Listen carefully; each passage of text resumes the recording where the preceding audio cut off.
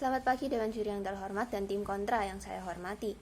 Perkenalkan, nama saya Sheni Lorencia Wijaya sebagai tim pemerintah atau tim pro.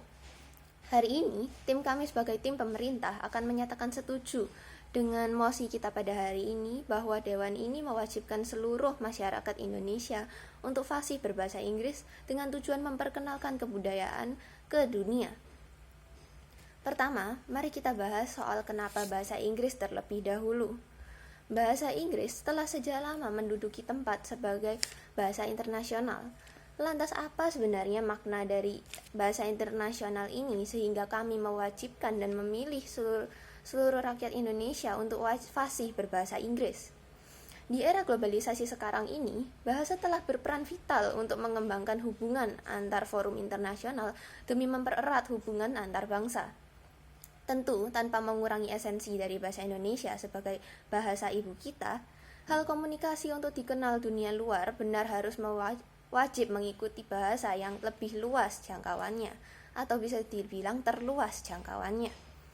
Analogikan seperti ini, Indonesia adalah negara dengan banyaknya daerah yang ada, beragam daerahnya, beragam kebudayaannya, beragam juga bahasa daerahnya.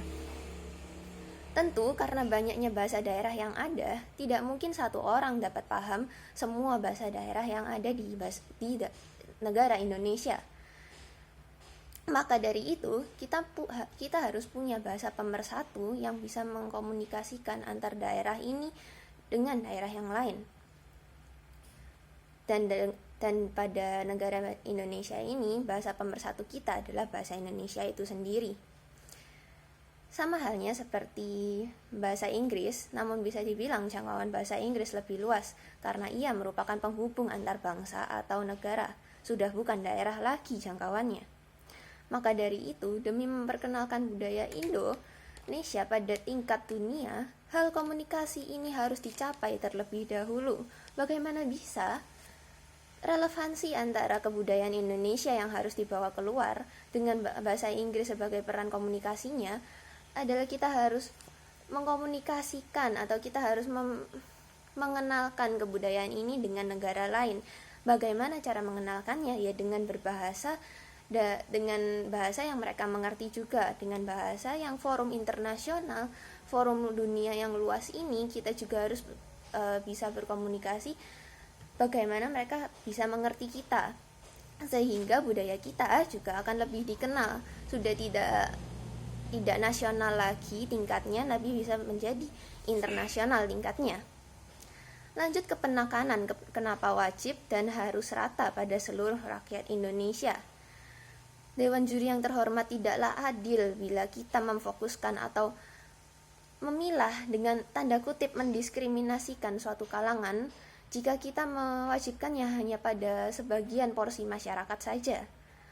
Tentu, hal ini tidak adil mengingat kebanyakan budaya yang tengah kita bahas ini berasal dari daerah-daerah yang kecil itu sendiri, berasal dari daerah-daerah yang pelosok, bukan seperti kota modern atau kota-kota yang besar lainnya. Jika kita fokuskan atau wajibkan hanya pada mereka yang sudah hidup dengan istilah modern ini, lantas bagaimana kebudayaan ini bisa kita bawa ke forum internasional? Bukankah kita harus juga memiliki hubungan yang erat dengan daerah yang membawa budaya ini, lalu kita bisa mengangkatnya lebih lagi setelah ke tingkat nasional baru ke tingkat internasional. Maka dari itu wajib pula bagi mereka yang berada di daerah menerima perlakuan yang sama. Bahasa Inggris sendiri telah menjadi pelajaran wajib yang telah tercantum pada kurikulum 2013. Hal ini menyatakan bahwa pemerintah sendiri tahu dan sadar akan pentingnya, vitalnya, dan ketatnya persaingan di era globalisasi sekarang ini, hingga kita harus dibekali dengan bahasa yang dunia internasional juga sedang pakai. Kurikulum 2013 ini pun dimulai dari sejak sekolah dasar, di mana sekolah dasar ini dimulai sejak anak masih berusia kurang lebih 6 tahun. Hal ini juga menunjukkan bahwa usia yang sangat dini ini sudah harus dibekali dengan bahasa Inggris ini. Maka dari itu kita wajar bila kita sekarang mewajibkan untuk bahasa Inggris ini harus fasih di era masyarakat sekarang ini.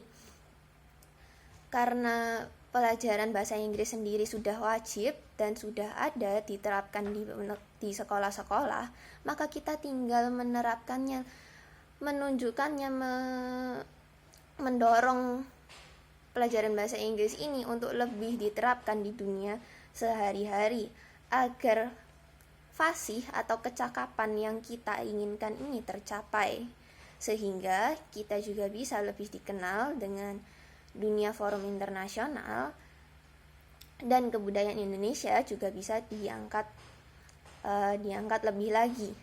Nah, lantas mungkin ada yang bertanya, kenapa tidak fokus kepada kebudayaan Indonesia saja? Bukankah kalau kebudayaan Indonesia sendiri sudah melejit, tidakkah nantinya negara-negara ini akan melirik ke Indonesia sendiri dan akan melihat kebudayaan Indonesia ini sendiri? Tentu saja tidak. Kebudayaan Indonesia itu banyak dan beragam adanya.